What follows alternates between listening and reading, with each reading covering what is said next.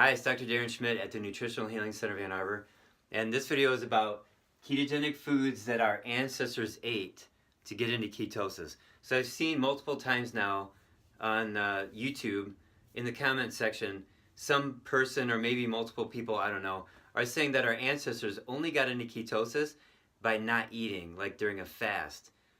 But I disagree with that. And there were ketogenic foods back then, and I just used Chronometer, which is an app on the phone, and I put in a bunch of foods that would have existed 100,000 years ago to see if I could come up with some ketogenic foods. And sure enough, here's a bunch of animal parts and plants, and I got a second sheet here that I'll go through. And don't worry about trying to read these words. I'm going to say everything that's on here, so that way you can just sit back and relax. But now here we have on this column, we got tongue, which is a 1-to-1 ratio of fat versus protein plus carbs. So now when you watch my other videos, I talk about at the very least you want to get a 2-to-1 ratio to get into ketosis. Now if your body is fat adapted, meaning it very easily gets into ketosis, then a 1-to-1 ratio would be all it takes to get into ketosis. So I have 1-to-1 ratios and better for these foods right here. Brain and spinal cord are 1-to-1. So they could be ketogenic if you had just gotten done fasting, or if your body's fat adapted. Okay, turkey tail. The tail of animals is ketogenic. So turkey tail is 1-to-1. Wild boar tail is 2-to-1. Beaver tail is 4-to-1. The skin is 2-to-1. So I certainly picked through chicken and grabbed the skin and left the lean meat alone because the skin is so much more nourishing and our bodies certainly love the fat. Bone marrow is 11-to-1. It's super ketogenic. And this is part of the theory about our ancestral development of the brain. So imagine a lion kills a zebra and starts eating the organs, and then the hyenas come in and chase the lion away. The hyena eat a lot of the organs and the muscle meat and the legs and stuff.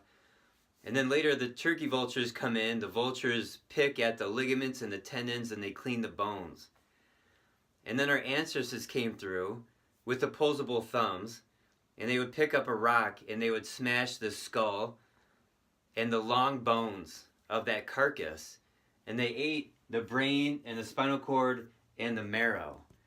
And so eating all that fat fed our brains, and that's part of the theory about the evolution of this kind of a body, the Homo sapiens body. So some people think that we evolved from apes. That's not true.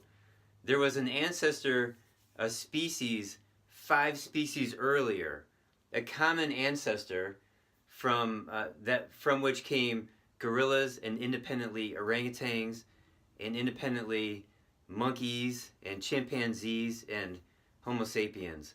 So we didn't evolve from gorillas or orangutans or monkeys. We came from an ancestor before all those. Okay, so that's evolution. If you don't believe in evolution and rather you believe in creationism, I'm still with you. I still understand where you're coming from too. Okay, so pemmican. What that is, it's buffalo fat from our Native Americans who would dry meat, and maybe they put in cranberries, and they would flavor this fat, and they would walk around with this for 3 days while they hunted, and they ate nothing but pemmican. So there's a company called uswellnessmeats.com, and I bought their pemmican. This is years ago, and it kind of tastes like dog food a little bit. And I had it in the refrigerator, and I remember it was a Sunday night, like 10 o'clock. I was hungry. I didn't have any other food in the kitchen. And I ended up eating this pemmican with a spoon, kind of like you would eat ice cream right out of the tub. And then I went to bed, and I woke up in the morning, and I was so energized and warm that next morning, and for the rest of the day, it was quite phenomenal what a high-fat meal can really do for you. Okay, here are plants. Now, nuts and seeds are ketogenic. Not all of them, but you can use Chronometer to find out what nuts and seeds are ketogenic. So walnuts are 4-to-1, macadamia nuts are 5-to-1, olives are 12-to-1, avocados are 4-to-1, I've seen some olives that are not ketogenic because they put various other food items in there. I've seen some olives that are like 4-to-1, but I did find some that are 12-to-1. Cashews are 1-to-1, almonds are 2-to-1, peanuts 2-to-1, Brazil nuts 4-to-1. So these are foods available all around the world. And then the coconut, raw fresh coconut meal is 4-to-1. So our ancestors, no matter where, had access to some of these foods, and they would eat these and get into ketosis without fasting.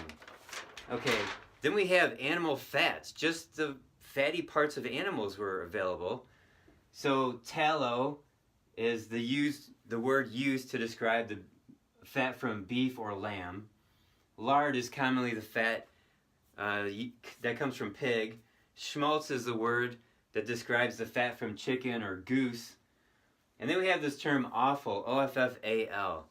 What this is, it's the, imagine a butcher cutting up meat, and he's trying to create a steak that's a certain size and shape, and he's cutting away various things. And whatever he cuts away, it falls off the butcher's block. So offal falls off the butcher's block. Take these two words, falls off, and flip them. Falls off, offal.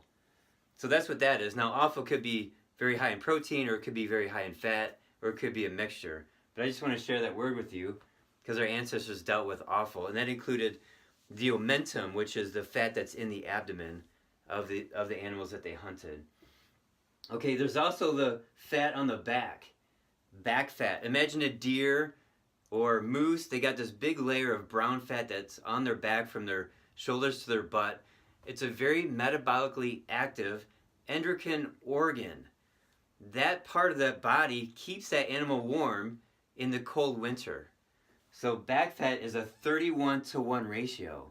So our ancestors would hunt these animals and eat the back fat. Okay, I found a nut. I just want to mention this. It's the pili nut. I've never tasted it, but it's a 10-to-1 ratio.